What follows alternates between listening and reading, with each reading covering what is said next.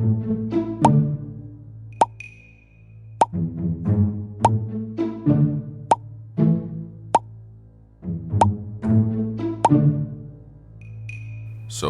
what do you guys want to talk about?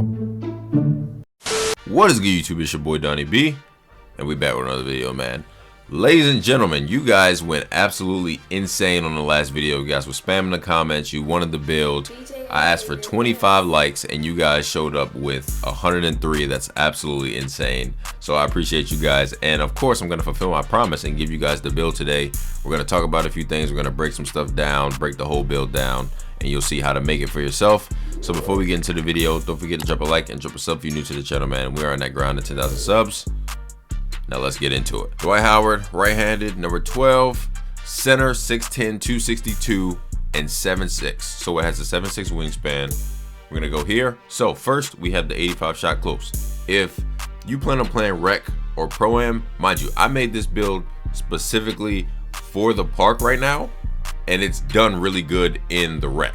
But I will say, if you want to go to the rec, you might want to consider tweaking. Maybe you might want higher on the close shot, whatever the case is. But you know, tweak this build to you guys' liking. But right now we have an 85 close shot, and I want you guys to truly understand what I'm saying, and don't just watch for the build. So I want you to understand why I made this build the way I made it. And if you watched the past video, I told you I made this build to be the perfect pick and roll partner. So we have an 85 shot close. We have a 70 driving light. We have a 87 driving dunk, so this is enough to get the driving contacts. So we have the driving contacts. We also have silver posterizer. We have the 96 standing. Now, this is one of the things I struggle with because I wanted to get Hall of Fame rise up. But if you look here, you need an 89. I mean, you need a 98 standing dunk to get Hall of Fame rise up. And I was like, it might be a really good badge to have on Hall of Fame, but you guys see how I was dunking the ball even without Hall of Fame rise up. So I would say that this 96 standing dunk is a good spot for it, and I still get Hall of Fame precision dunker, which, you know, I used to get the standing contact dunks. This is still enough to get the standing contacts, and then we still have a 75 post control, so we get silver post badges like back down Punisher. You know, we have the strength to back anyone down.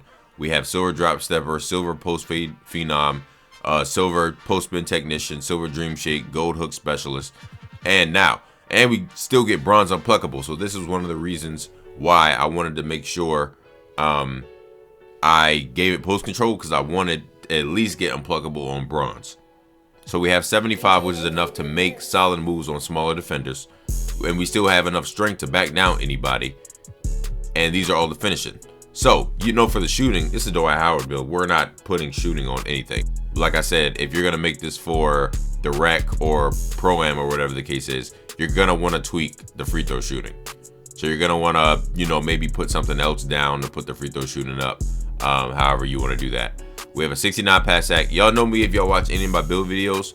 I think 70 pass act is the sweet spot for you to get a little bit of zip on your passes for it to get there fast enough, but also not slow. It's also high enough so you don't get really slow pass animations. So I needed that extra point so I could get some stuff on my drive and dunk, and I can have all this set the way I wanted it to. So I had to bump it down just a little bit. So I don't think there's that big of a difference between 69 and 70. And I still get, and look, you still get break starter. That's the thing. You still get break starter. You still get break starter on bronze, so you're good enough to throw it down the court. 37 ball handle, no speed with ball. For the interior, we have a 85 interior defense, so we have enough to get silver anchor, silver post move lockdown, and gold workhorse. We have no perimeter D, no steal. Now, we have an 87 block. You guys saw in the video that I get snatch blocks. So in this game, you can get snatch. You don't need a high 90 plus block to get a lot of blocks or get snatch blocks. You just need to time it right. So we have an 87 block. That's enough to get silver pogo. We have a 68 offensive rebound, which I don't have up right now. I upgraded the defensive rebound first because that's more important. We have an 86 defensive rebound, and so we get gold box out beast. And I will say the biggest thing on this build, if you're gonna be facing a 7-footer, anything over 7 feet, you need to make sure you box out, because even though this build has a relatively high vertical for a big man, and it's got the long wingspan, and it has bounce and everything like that, you're not always going to be able to out jump those bigger centers. So you definitely need to make sure you box out, which is where this strength comes in for box out beasts, because people don't really get around my box out that much. I've noticed that they don't really get out, the bigs don't really get out the box up that much, or they've started calling over the back a lot more in this 2K than I feel they've called in the previous 2Ks. So definitely make sure you box out.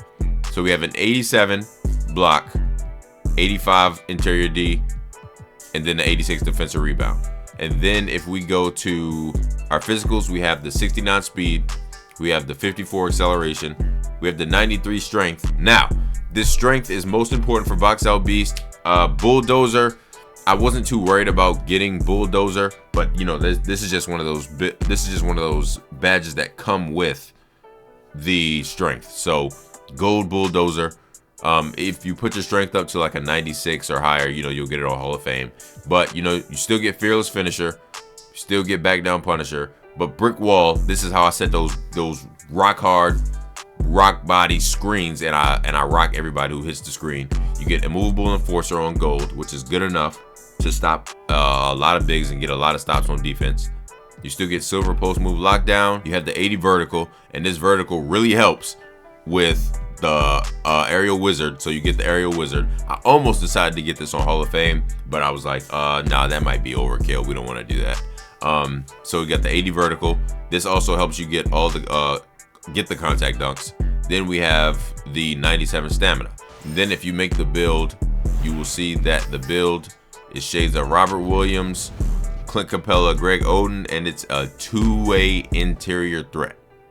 And I really do like that name for two-way interior threat. And for my dunks, so you guys see I have the 2-foot moving contacts, so I get those.